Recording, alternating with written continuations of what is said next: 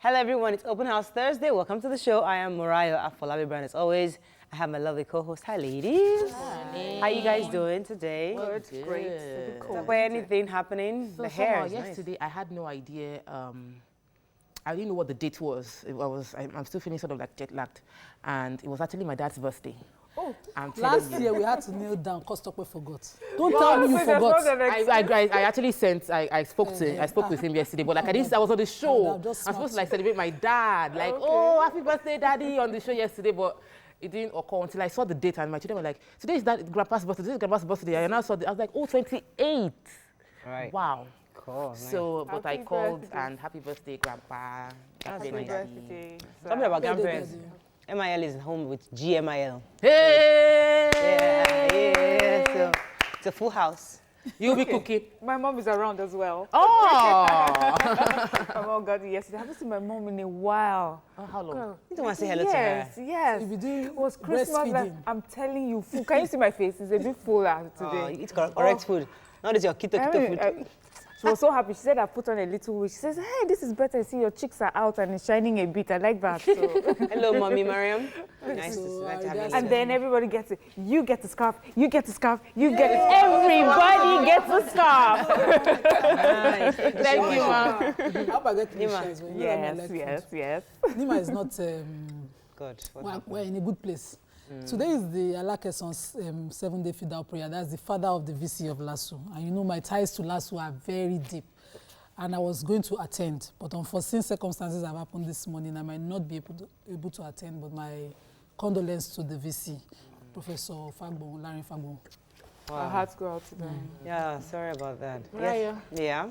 You were just binging this morning, though. Is she binging? Like she was eating. It was. Yeah, I mean, because it's what understandable. happened was that yesterday I had my regular portion of semo and therefore after finishing it, I didn't feel like I ate anything. In fact, it was as if my stomach was very empty. I was like, kind of wahala is this one. And I had to take a little bit more semo, but still, it just didn't hit. But I just went to bed like that. So I was hoping that this morning You'll I'll have feel better, proper- but- Yeah, no, I now felt really hungry this morning.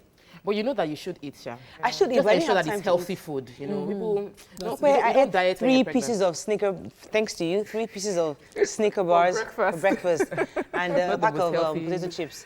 I mean, it's crazy. I just can't wait, man. Do you want Ewa going? I want Ewa going. Yes. Want Amala? I don't want Amala. I want Ewa going. Ewa going. I'm craving Ewa going. You know, I don't like that. No, but they are online. There are people online. Maybe what do somebody you would like? watch. I There don't are like online it. people that do it and that would be awesome. They actually, there's one close by. They can actually go and buy for me down the street. It's just 500 naira. You buy 300 naira Ewa going. 100 naira meat. Why do you 100 like that? naira. That's what it's just oil and. The taste of Oh gosh. See, I didn't like the palm oil swimming. But somehow this pregnancy. They can take it out for you. No. Before I don't like it, but this pregnancy is like the palm oil is exactly what I need. The swimming part, I was like, if it doesn't swim, I won't be able to eat. Some things that just inspire good trust behavior me. in my life. I was going, I must eat. I hope they're listening. Most people that help me order every day, please. Help me order. Let's go on a break. It's Thursday. It's gisting. It's just a day. Yes, When we come back, we'll breeze through the front pages of the newspapers and later, the hottest topic in town. Stay with us. We'll be right back.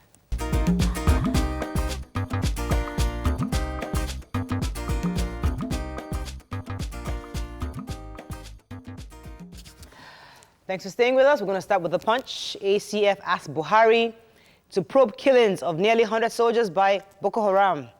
No army can have enough equipment for operations, says Buratai. Picture here of our wounded soldiers in Maiduguri. 49-year-old guard hangs himself over debt at Ekiti Secretariat. 2019 presidential candidates Barty's chairman to sign peace pact.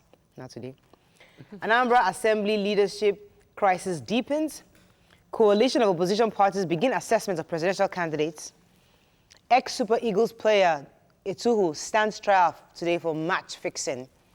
Kogi lawmakers boycott sitting. Senate probes state $500 million loan. Akwa Ibom Assembly crisis. Senate orders probe Uyo women protest against CP. And Senate okays higher institutions for president's hometown, 9 others. So the 49-year-old guard. Yes, he hanged himself. He used to work at he hanged himself at the Secretariat complex in Ado-Ekiti. He worked there. On Wednesday, colleagues came and they found him hanging. And one of his colleagues said he had talked to him the day before and said his rent was due. And It's actually he his sister-in-law. that spoke to him and said that he actually confided in her and said that his rent was due. Yeah, go ahead. Okay, So this rent was due, and he also had like backed up rent that he had not paid. And he was just saying he was tired, and then salaries hadn't been paid on time. And he had obligations to his wife's family, the whole works. So TBC actually interviewed his daughter, his sister-in-law, who then was just saying that he was really lamenting hopelessness. And unfortunately, after the hanging, they couldn't take him down immediately because they wanted his family to come and see them actually take him down. So we were now taking pictures and videos and recordings. Everybody was there for hours and hours. It's really bad. When we see emergency situations, we shouldn't just go using pictures and videos. Cordon off that place, keep people away. We just want to post something on Instagram. Everybody was there taking pictures, recording, because they're waiting for the families to come and I'm worried. Because recently, a friend has been saying to me, I'm just tired of living. I'm just tired of living. And I keep saying to her, you can deal with it. There's no big deal. Don't say that, though. But reading this story now, sometimes when people think some things are too much for them, stop being, like I said to her this morning, if you look at it from an emotional point of view, yes, you'll be tired of living. But if you're logical, you stand on what you can do. You know what Lanre Olusola taught us here? You're not that we should have a list. Okay, what are the things that you think before? Things that are good, list it out. Things that have issues. I'm trying to help her do that. Yeah, so help her itemize those things that are good about her life right now, because sometimes people are so beclouded by what the problem is, and so forgetting what they actually have. Let's move on to the nation. Buhari orders troops to wipe out Boko Haram. It's a must-win war. I want to encourage our troops not to be distracted by whatever speculations, but to remain focused and committed to the task of eliminating Boko Haram from the face of the earth. 16.4 million naira fraud, ex-IG Ehidero CP Obani arraigned. 11.4 billion naira fraud, EFCC hands over 116 cars to First Bank. FG cuts cost of jam and NECO forms. And father of 5 hangs himself at work in Ekiti. Which story? Let's do NECO quickly. NECO, very quickly, So the prices, cost of the forms have been reduced. Jam is now going to be going for 3,500 instead of 5,000, according to the papers. But in the banks last year, I didn't think it was 5,000 at all. I think I bought for the first one 7,000. But they're saying cost will be reduced for NECO as well, and then the basic first elementary school, which NECO handles, the basic education, first education qualification, will also drop to 4,000. Hopefully, this will improve. Yeah. That article also said that NECO they're not supposed to be a revenue-generating organization. But they make money, 9 billion. So they're saying that the cost should be actually for the document they're going to get, not all the revenue generating. But the reason why they're able to do that, we heard about how they had made so much money this time around. Usually, these monies would have gone into the pockets of the different jam officials. But finally, we have an honest person heading that place, and that is why now the average Nigerian is able to enjoy the benefits of being honest. Yes. I want to take the story of the IGP who was arraigned by the ICPC. His name is Sunday Idero. He was a former IGP of police, and he's facing a 10-count charge that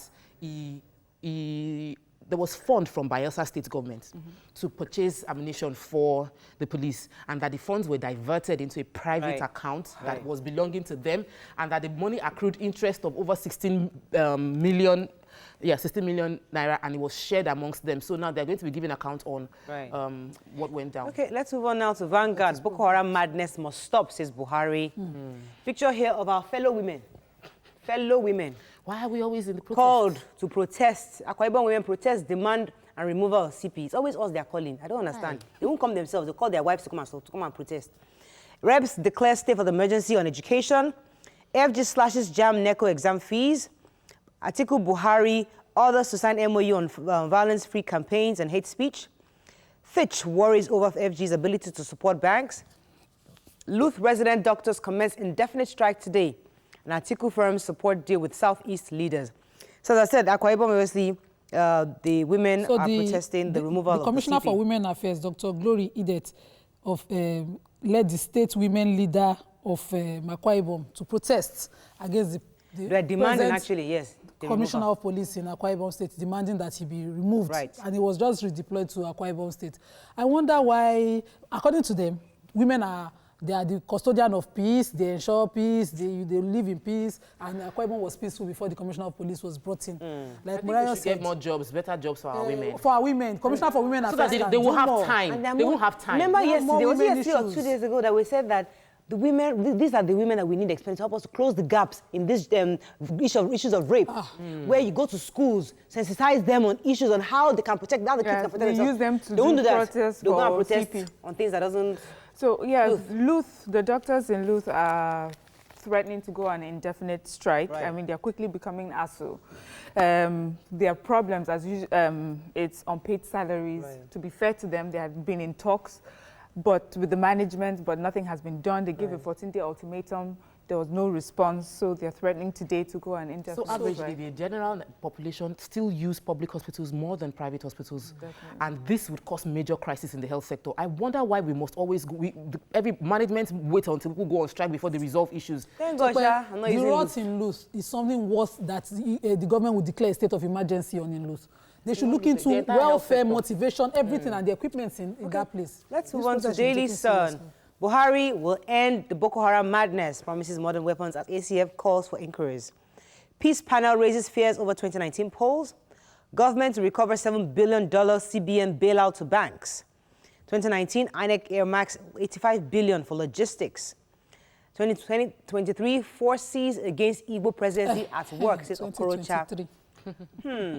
Which story? So, Okorocha, you have it. Go with the Governor Okorocha. Okorocha. Governor Okorocha of Imo State says, gather these people, and he was saying that these 2023 forces are against the Igbo presidency in 2023 because obviously he has considered 2019 out of the Igbo people's hands and decided that 2023 is what they're looking for, saying that the deputy governor's ambition, Eze Madumere's ambition, they are all working. Their puppets being used by certain forces against their eventual emergence of an Igbo presidency in 2023. That he is the one who is, worried about what is happening within the house. He has a senatorial ambition to represent his people, and he's very qualified. He's aligned with. All right. A lot of I. Yeah. But So also, let us hear we, our people. Adidas don't use we now. No. Not today. Not about Go us. ahead.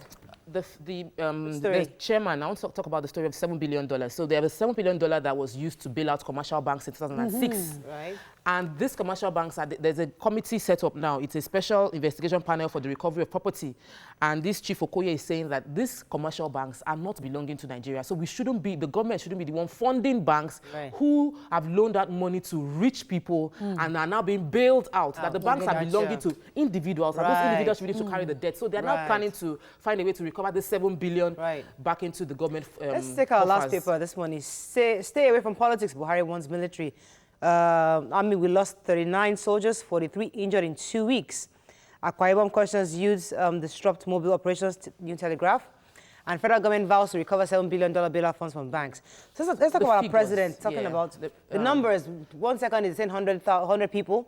And that figure is saying, here, they're saying the army has said, confirmed is 39 that are dead. I think that we should, I think that the media should report facts more, because we are raising this tempo and we're getting into politics. We don't want people throwing up different figures to incite the public into thinking that the government isn't working when they are, or just present the facts. If you feel they're not working, present facts as it is. So what we have now is that there were 33 confirmed dead. What we had 39. What we had before was that over 100 died. But even if it's one person, it's not enough to get upset about. I know. But we should be. whose job is it to list out the names of the soldiers that have passed? Well, the Senate has proved it would that be very good to do that. So then, because if you have a name, you have a number, and you cannot.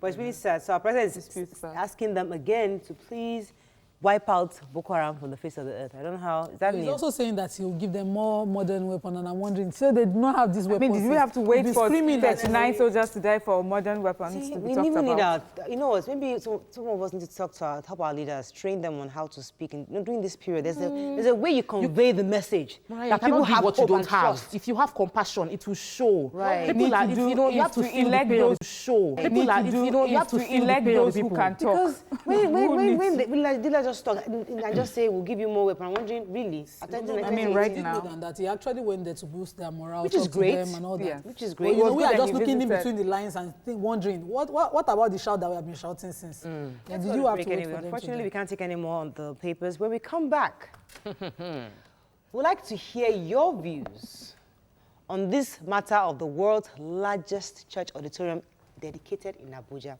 Stay with us. We'll be right back.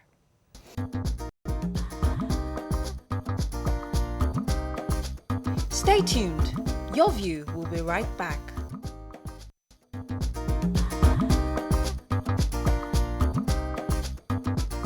Welcome back to Your View. Thanks for staying with us. So a lot of controversies have been going on over the world's largest church auditorium, which was recently dedicated in Abuja with a capacity of 100,000 seaters. A lot of Nigerians are wondering and asking, was this necessary? Now, you can call us on 070-806-68014 to give us your views. You can tweet to us at TVC Connect. Please hashtag YourViewTVC so we can read your tweet. I don't want this conversation to be about bashing anybody. Let's not focus on the person's church or the name of the church. That's not the concern. The concern is on the principle, why people are critiquing or are saying that, feeling that this may not be necessary at this point in time. On the other flip side, the other argument saying, hey, we have people there, this church in particular is running 6 services back to back. You won't kill person. So a bigger, larger church capacity makes sense at this point in time. So let's hear your views, and we'd like to hear our viewers' views on this because people are talking about it online and it's pretty hot and it's pretty trendy, and we thought to hear your own views on it. Who would like to go first? I'll go first. Yes. I'll go first because really the conversation is tiring. These churches are allowed, or religious institutions, they're allowed to use their monies to do that which their people want. This is a church, it built the church for its members. The members are not on the streets with placards saying, do not build a church for us. It gives them a sense of hope. People are already tired from government not meeting their needs. They have now found a place where they go and they feel hope. They are told about salvation. They are promised, tomorrow. And then now, they have now come together, they put their little monies aside and they built this place. Okay. And it gives them so much hope and so much, and then we are now here holding placards and trying to stop these people from enjoying but the argument out there is that in a country where people are calling us the poverty capital of the world, because the new statistics that came out saying that we are where our poverty indexes are higher and our people they're jobless. We're having issues with electricity, roads, the whole basic stuff. People will assume that shouldn't our leaders, especially those who are religious leaders, think more of building things like manufacturing companies than churches? That's the argument out there. You're asking the pastor to build factories. No. So at the end of the day, as a Christian, I understand that we should, we're called to the world, we're supposed to go preach the gospel, bring people into the faith. But even in the Bible, the Jesus that has given us this great commission didn't go outright building auditoriums or carrying people into a sense of you belong to my congregation. His focus was on, let me solve your problem. Let me help you meet your need. Then you will see the love I exemplify and you'll be called to me. In order of priority, what is most relevant to the church members at this point in time? Well, I can't assume what they need, but the nation has a need. I have kids. I'm not saying that. I cannot assume what they need, but the nation has a need. I have kids that we use the Catholic hospitals. I have people that we drew children from my current school to take them to Catholic schools. I have parents that my parents went through education because we had opportunity of religious organizations that prioritized education above building massive edifice. So, and we still had crowd that could fill those churches then. But they focused on what can I do for the society with the money I get from the people. Let's not assume that these churches are not doing anything with society. Exactly. These churches actually are doing quite a bit. I can speak for my own church. Let me priority. Okay, let me come to Nima. So I'd like to align towards Tokwe's point of view. And if you're coming into Lagos from the Lagos-Ibadan Expressway, you'll see an example of what she's saying. So we have auditoriums, we have big places where you close them and open them once in a while to gather the large crowd, do the right thing, and then let them go again. So the Emir of Kano, Malam Muhammad Sanusi, has been clamoring for Islam, so I won't talk about our own, that we should utilize this many mosques that you see around. And I'm going to talk today because this is a platform where we need to start to correct things, and I know a lot of people are watching. So these alphas that come out from the Arabic schools, come out from Arabic schools every day, and all they know in the West, I'm not talking of the North alone, in the West as well, is to build mosques where they have a controlled crowd. Start an Asalatu group, control the women. Start to use their emotions and all that to control them, start to see vision for them and all those things. Divert the right thinking, which is Islam. The Prophet Islam continues to talk about seeking knowledge to the point that people thought it was more important than even being honest. He continued to advocate seeking because he wanted us to be able to think. Okay, let me come. But you have the affairs today. Right. No longer doing that. Thank God for the groups like Micah. And I had an experience with NASFAT because they did something amazing. I didn't even believe, I've never belonged to an Asalatu group growing up with my dad. But I went for the Sharia intelligence course that NASFAT did. It was solely for us to understand the place of every religion and religious tolerance. Let me bring this angle. You don't have these groups doing that anymore. You see, when it comes to issues of infidelity or issues of matters of the heart, we say, oh, men of God are men first. They are men. But these are human beings that have aspirations. They are men of God. They are pastors. They are competition, imams. They have aspirations to have a big church. And listen, can you actually fault somebody's aspirations? No, you can't. Can you fault somebody's ambition to say, you know what, I want to be able to influence a huge number of people. You really can't. And then we need to understand. See, Mariah, using the same principles that is in the good book. It is only possible. So is it their fault that the members are probably not implementing these principles in this good book to get their own successes? Policies and our legal dispositions towards religion in Nigeria to have such a building in Nigeria. Can you do such a thing in the UK and not have your accounts audited? They will go down. This is about income generation. You can't do that abroad without them following your proceeds, how you earn your money and what you do with your people's money. Because they believe that you work with people's minds. But in Nigeria, it's possible because everybody just wants to have grace, like Miriam said, find salvation. Like said, so my own is, I'm happy that we know that this is not a Nigerian thing. I mean, in fact, religion has always been about creating and building places like that. There are some churches in Europe which are much smaller, but they are gold everywhere and everything. So there's a lot of money that is put into these places of worship. Because whether we like it or not, that symbolism is important in religion. The St. Peter's Basilica that people travel all across the world to go and see with all those paintings of Michelangelo, it costs a lot of money to do that. Is that the salvation? No, but people need that place where they go. And it stands as a symbol. And for Nigerians right now, especially what we're going through, there's so much poverty we're going through, we're looking for a symbol of success somewhere. A symbol that says, okay, there's hope tomorrow, that you can pay your bills tomorrow. Okay, let me take this call. What is about? Good morning, are you there? Thanks for calling. Good morning. Good morning, sir. Remember, no bashing, we're not insulting anybody, just focus on the issue. Go ahead, please. All right, like the program states, your view. My own view concerning this large auditorium is not, I don't think it's bad to have a large auditorium, but like one of the ladies in the studio said, the reason behind religion has been shifted. That is to find your path with God. And another view of mine is this. In developed countries, most people assist, let me put it that way, they assist the government, like organizations putting things in place just to ease life for people. And going from there, I don't think building large auditorium is another good thing. Let me take it from that. There are people on the street that you can dole out this money to help their life. So I think it's not that bad, but we should look at it from another angle, like giving out this money to ease people's life. Thank you very much for your comments. But the truth is that lots of churches do benevolent activities. They have schools, they have hospitals. Not at the rates. I was in the US for Thanksgiving. Mariah, there was every church. They had boxes, a full turkey, all the stuffings you need, enough to feed a family of like 10 in Nigeria. Because the government works. And no, not the government. The church is donating. The churches donate free. As in, you go to one church, you collect turkey. You go to another church, you collect seasoning. As in, everybody, they're giving. The idea of religion here is somewhere. I wouldn't have any problem if we had. We collect from the church and we keep it in the church. To a large extent, what do the people need?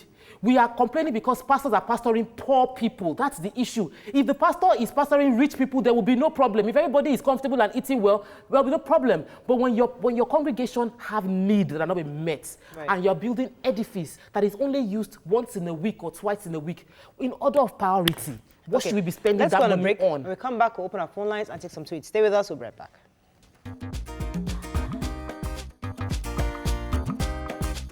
Stay tuned. Your View will be right back.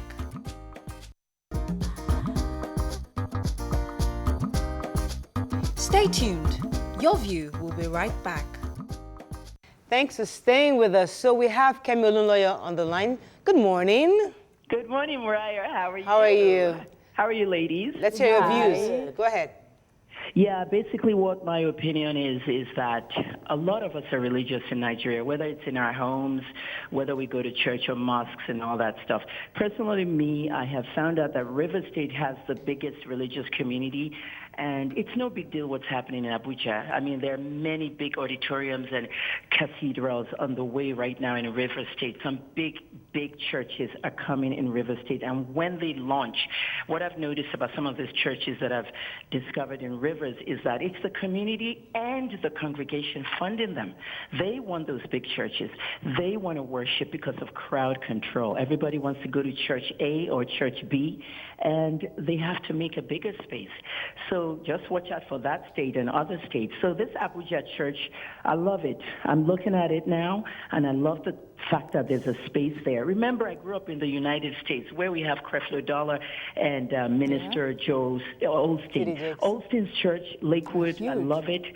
Everybody likes Osteen. They want to hear his message, and they have to go into. Look what happened to Mariah. Look at what happened to Osteen's church during the hurricane. Was that not the place they used for all the refugees and everybody as shelter? Okay, thanks for that view. But I think the conversation is, as what Tokwe had said earlier, prioritizing. Yes, we understand there's a need. So this church in particular actually does a lot of services.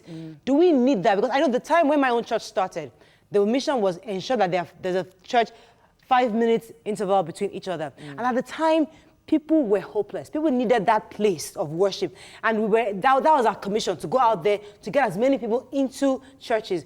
Yes, but if we look at it today, do we still need that same So for me, I would go back to the Catholics, because they've said that precedents. Anglicans, Methodists, these churches, these Orthodox churches had a priority on things that would positively affect the society. Yes. It's not tied to their members alone. Focus on education, health.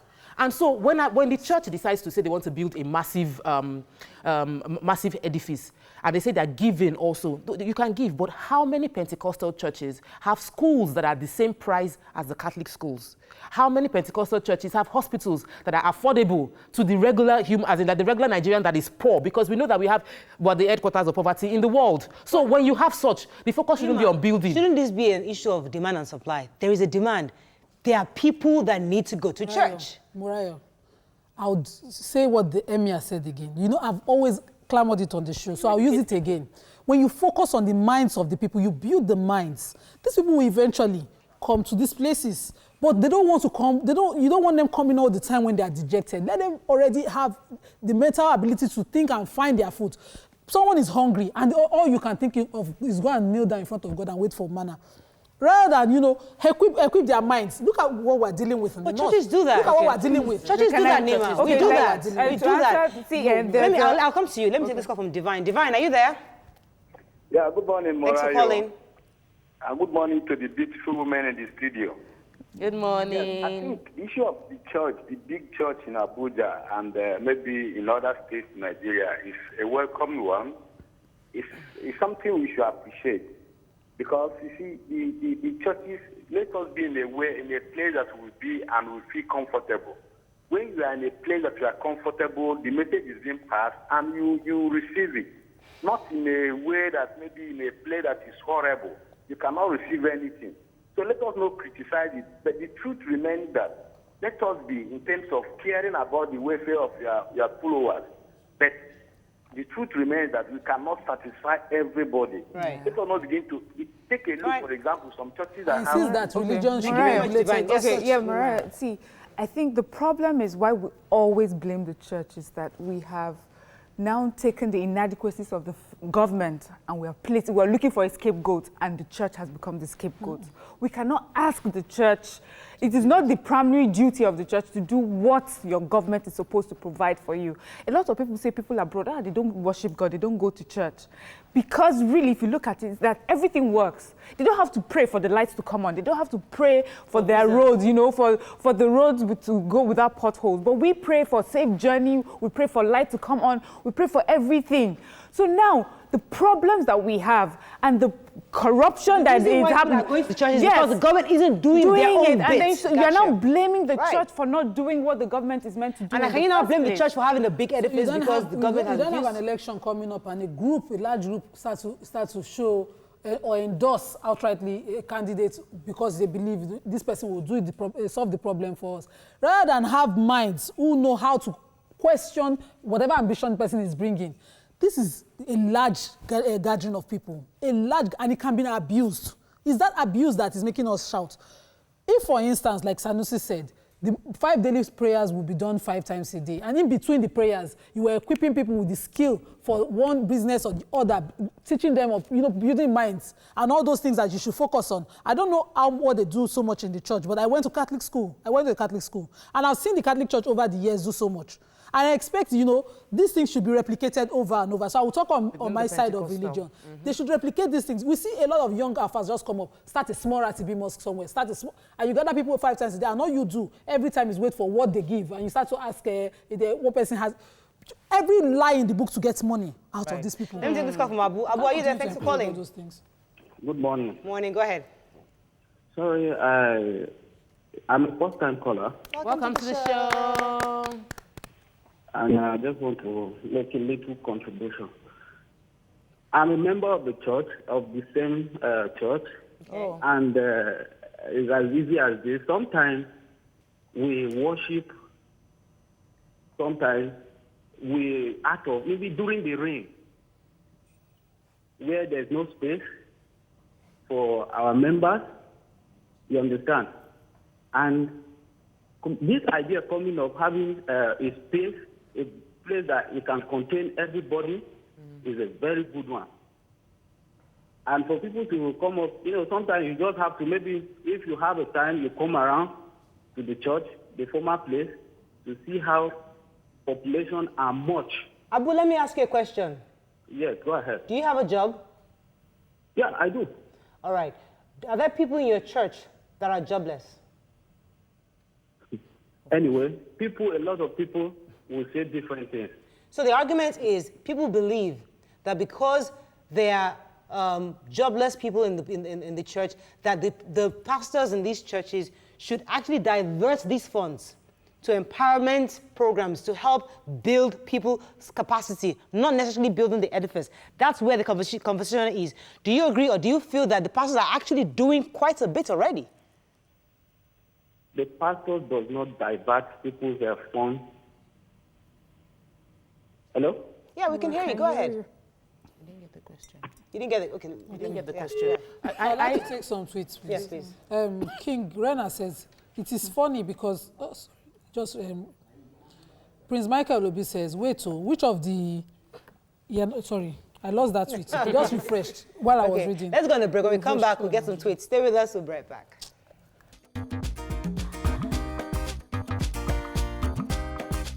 Stay tuned. Your View will be right back.